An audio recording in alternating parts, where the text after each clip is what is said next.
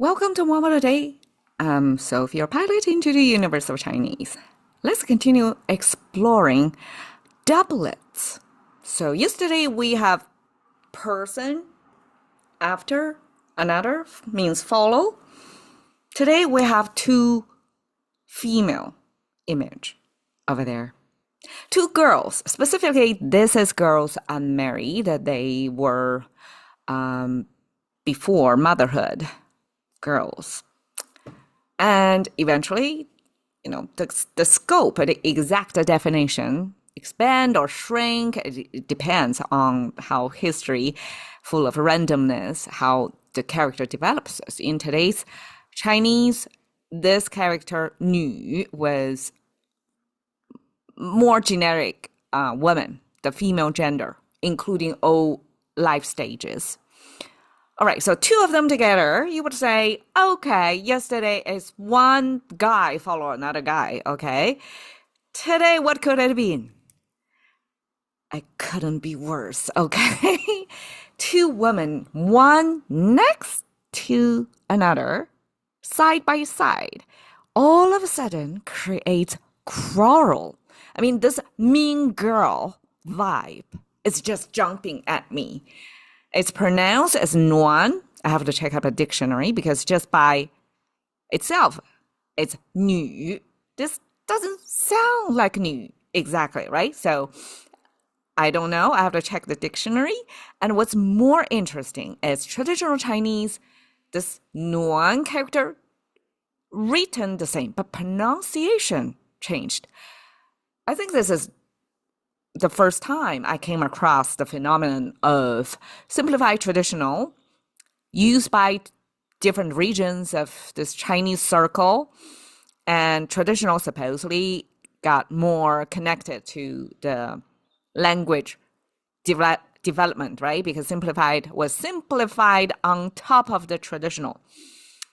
And so traditional, because it was already super simplified, you cannot remove any more strokes to lose the integrity of the shape, the form factor of this girl, a woman, or female. See, English will have three different words using different functions. Chinese just this, nu.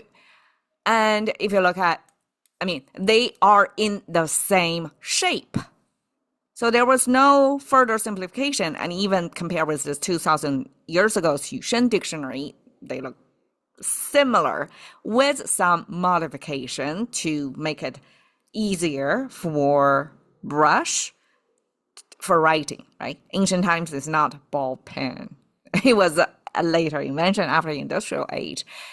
Originally, it was just brush dipped into ink, copy onto bamboo strips. Something like that in that stage of the language development. So it's for writing purpose. We streamline something like the top instead of like the whole setup of the female imagery got angular.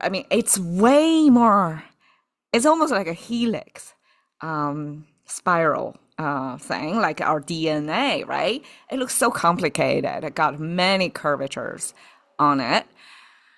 But if you've been following this channel, we came across this character a lot of times that intersected strokes. Normally Chinese don't have strokes like this long line and I shouldn't say that. Probably there are situations. But over here is depicting folded hand in front of you to give you the submissive behavioral expectations on the whole gender in the past. So that's female depicted also like lots of non-linear curvatures there to show female. And the top here was diagonalized, right? So I wonder if it was like capturing the female imagery from a certain angle, like the observer, the language user back then, mostly man, looking at a woman. So I guess male gaze back then, look at a woman as if they were like a lower ground. So they kind of observe women in a diagonal line shape. So contemporary got straightened out, horizontal, easy. Like you don't have to master the absolute correct angular shape of women and curvatures. It's so hard, right? So here we actually just write woman in 2 strokes, same as generic human. 2 strokes. Wow, that's but it got a kind of an enclosure container there, also kind of symbolizing woman, the uterus and baby birth, the oven, so to speak, over there. So first time, traditional holds the shape to simplified but different pronunciation because I couldn't type this character in nuán when I enter nuán, nuán, and then I couldn't see it in a digital entry of traditional Chinese, and it turned out it's nan. So okay, I haven't finished the story about this nuán or nan yet. So this seems quite discriminatory, right? Why 2 women together becomes quarrel? Why can't it be follow? They go out, do things together. Well, it's related to the societal arrangement. Back then, it's a patriarchy, of course. Go out, do things designated to men. And women, before they got married, it's fully housed with the original family. Didn't really get out and walk casually out, and definitely no public schools back then, right? So women pretty much locked into domestic life and then transfer in their wedding ceremony from one household to another. So basically it's a domestic role. So they don't really have much of a kind of follow the leadership and do something premise to start with. And why 2 women? What does that mean? Well, patriarchic world back then have this polygamy. One guy have multiple wives and probably one official wife, a kind of match economic social status to the household, and then the other woman supplying not the economy but other types of needs for man. So one household, multiple women, and woman to woman side by side. There are also this, I guess, household finance and inheritance and all that involved, right? So if all these women give birth to kids, they want to max their share of resources. And you can see the setup basically pit women against women.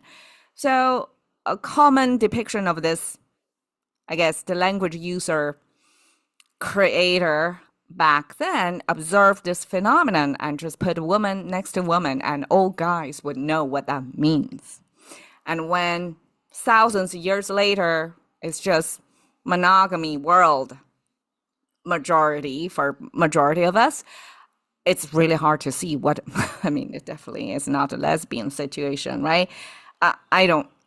With my limited understanding, I didn't, in my literature reading or societal experience, have observation of lesbian as a subgenre of Chinese culture or behavior. Like I never came across that. So I guess it's not that common. So women side by side to each other, the only possible way would be they fight, cat fight. So I was a little bit upset about that, but that's, I guess the language is honest and it did preserve that part of Chinese culture. Okay, so because of the, I guess, bad taste in creating the characters from the shape to the meaning, I guess later day language users didn't accept that. And so in contemporary Chinese, I don't came across this character at all. And when we talking about people are fighting or quarreling, it's 争吵 or 打架. It's other expressions. Never see woman next to. And how do you describe guys have fight? Can you use two women to describe them fighting? And also probably polygamy was not that common these days, so situation like that was not that common. Anyways, this became kind of a fossil of the language. It's preserved. It's double. Copy paste the woman twice side by side. And it's never used in my, at least, reading. So now, out of curiosity, because we did triplet last week, and I somehow didn't thought about bring this character, triple women. If two women already fight, when you multiply them by another layer, because three, if we just take it linearly as just three, that already means the relationship between the three of them, not just double or add one, is not linear. It's at least a three type of pairing, right? And just plus the guy, it's like the household become so exponentially, I guess, complicated. And it end up with even worse meaning. Three women is not just quarrel, which you kind of have a woman face off, right? But this, 奸, same pronunciation, different writing. So simplified Chinese did it in different way. 奸. Okay, here's the logic. Two women, they would face off, fight for resources, or win favor from the guy. Three or more, 3 plus. It becomes way more complicated situation, right? That means a bigger household. The guy probably is richer, and the incentive to fight was even more. But however, you probably won't be able to fight, face off with every woman over there, because it will be outnumbered. So the smart way in ancient times would be to scheme. Like, you don't reveal your intention, you form allies. So all that, like a geopolitical thing, if we elevate it to national level, was deployed, this interpersonal, within this complicated landscape of domestic life. Multiple wives or concubines under one guy. And this was presented in a palace life, history drama all the time. Like, it's complicated for a contemporary person. It's really hard to understand, because the result, the consequence, not only is resources, it could be life and death. When you couldn't outmaneuver your enemy, you could gone. You wiped out of that gene lineage or resources, all of that. So eventually it became scheming. So you no longer face off with your opponent. You kind of scheme, form your allies, and to backstabbing, basically, right? Gossiping, backstabbing, all those maneuvers that I'm not good at. All right. So it end up leading to meaning of treachery, means you cannot trust what you see, because backstabbing, right? And malice means you cannot believe the good view from the other person. If anything, it's ill will from the other person, because they are all under the same household and just set up for competition. And the third meaning would be adultery. That's some, I guess, meaning little bit jump, but I guess because of treachery, like you cannot be trusted, and that involves women, and it kind of leads to adultery imagery.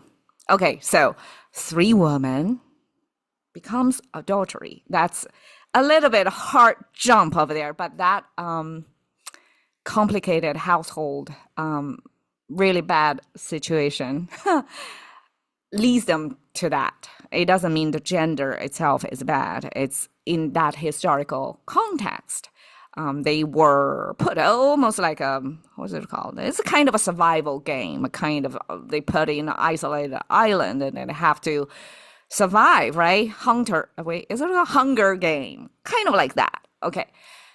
And simplified, remove these women and simply use gat.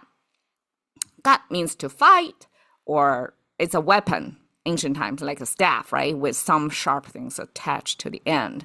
And eventually that leads to rape, not only treachery and adultery, eventually even to damage done to the woman, like unwillingly, and that becomes rape. So there is several developmental steps regarding this woman. When we have double of it, it's quarrel, triple of it, it's treachery, and leading to all the way to rape.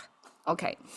Contemporary, 捉奸, 捉 means catch, meaning you catch adultery in action. Okay, it doesn't mean catch raping in action, which made you a hero, but if you catch adultery in action, you can have a stronger court case. So in this case, this catch, it means adultery specifically. 奸计, okay, here, it means treachery. Treachery, 计 means planning. We talked about the 计maybe last year. It's more like strategizing.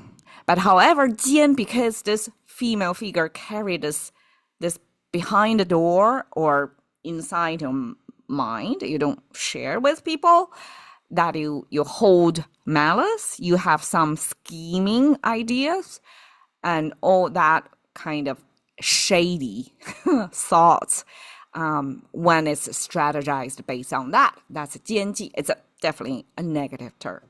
Okay. The last one, 不告奸者腰斩. So over here, it says, okay, this first off, the context is from a traditional Chinese passage. I never came across this, but there were some horrifying things here. 不告, not telling. 奸者, here, this 奸, this three woman actually means treachery, means you're scheming behind the ruler. So all these are guys who kind of band together, try to rebel the guy in power, right? So it's kind of anti-alpha male there. And this to the ruler, they are all 奸者. They are scheming. They are untrustworthy. They are trying to throw him off the throne, right? So they are regarded as 奸者 and 不告. For those who know the scheme or coup but didn't tell, they got a punishment of 腰斩, 斩, cut something in half. 腰斩, 腰around the waist. So I don't exactly know how that was carried out, but this person is going to be split in half, and the breaking point is your waist. Okay, I just stopped right there because this is too bloody for a contemporary mind. Anyway, here is this nuán, two women quarrel. And of course, in contemporary context, we don't have that. But two women argue about something that's possible to see, but totally not from the same household situation. All right. Thank you for your time. See you another day.